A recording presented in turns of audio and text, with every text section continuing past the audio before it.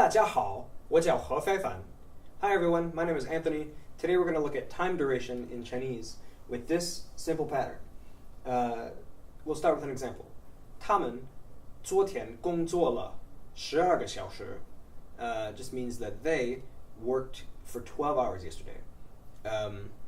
So we use 12个小时. 12个小时 is 12 hours, and that goes right here as the duration, and then the rest of the sentence is just simple subject verb 了. So 他们昨天工作了, and we use 了 because it's something that is completed, it happened in the past, they're done with their shift, and so we can say 他们昨天工作了12个小时. And so this simple pattern is used for verbs that don't have objects, like 住. So 小何想在台北住一年. We don't use 了 here because it's not completed yet, it hasn't happened yet. It's just sort of 小何 thinking about the future, where he wants to be. So where he has lived is Milwaukee, and so we can say 小何在密尔沃基住了3年, to say that 小何 has lived in Milwaukee for 3 years. 3年 is the duration, and we use 了 because it's happened already. One more simple example. 我做了3年厨师, means that I worked as a cook for 3 years. 我做了3年厨师. And so if you wanted to ask someone how long they've worked somewhere, you would use 多长时间. 多长时间 is just a question word that means like how long time. So if you want to ask someone how long they've worked at, I don't know, the library, you could say 你在图书馆打工了多长时间? 打工了多长时间? Worked for how long? Things get slightly more complicated with objects, but it's nothing we haven't seen before. So one way to handle a verb with an object is just to do the verb-object-verb thing again, just like we did with the descriptive complements. So you guys might remember, to describe something, a verb-object complement, with the descriptive complement 的, you have to say verb-object-verb 的. So for example, 下雨下得很大 means that it rained very big. It was a lot of rain. 下雨 is the verb object. 下雨下得很大.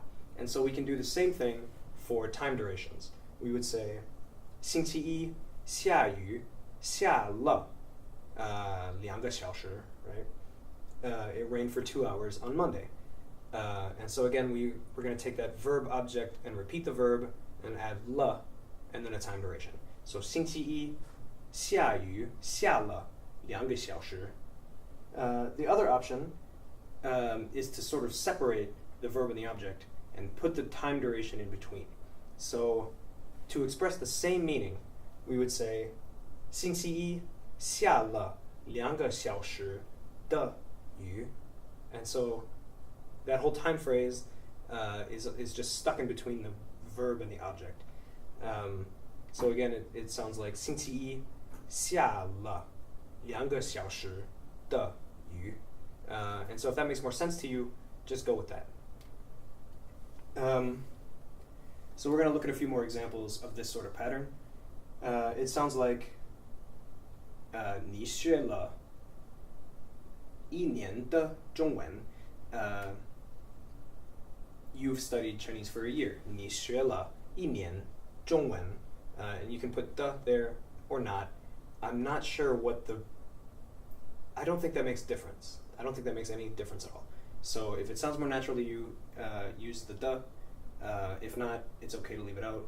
But that sentence again is going to sound like 你学了1年中文, 或者你学中文学了1年. And again, that expresses the same meaning.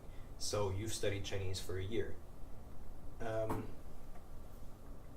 Another example, 他们坐了半天的火车, means that they've taken the train for half a day. 半天 is the duration, means half a day, and so they've been on a very long train ride. 他们坐火车坐了半天 or 他们坐了半个小时半天 sorry, try that again. So the two ways of expressing this sentence are 他们坐了半天的火车 or 他们坐火车坐了半天 or if Lao Chen has spent all evening reading, you could say 老陈看书看了一个晚上 so 一个晚上 is a noun meaning the evening, an evening, and here we put it into our pattern where the duration goes, so it means that he has spent all evening reading. 老陈看书看了一个晚上 oh no. Or, if your little brother's like mine, he might spend all day playing video games. So we could say 星期六我弟弟玩一天的游戏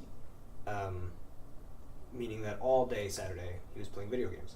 玩一天的游戏 so this is just to show that time durations don't have to be expressed in hours or years. You could say half a day or an evening. As long as you put it in the right place in the pattern, it's going to convey the meaning that you want it. So 我弟弟星期六玩一天的游戏 means that he played games all day. And one more point I want to make before we wrap up here. It's not on the slides, but I think it's worth talking about. If you want to express an action that happened and continues to happen, it's an ongoing action or situation, just add another le at the end of the sentence. So that would make 小何在密尔沃基住了3年了. When you add that second le at the end of the sentence, it indicates that not only did he live for 3 years in Milwaukee, but he continues to do so. So 小何住了小何在密尔沃基住了3年 is ambiguous. It could mean that he lived there for 3 years and no longer does.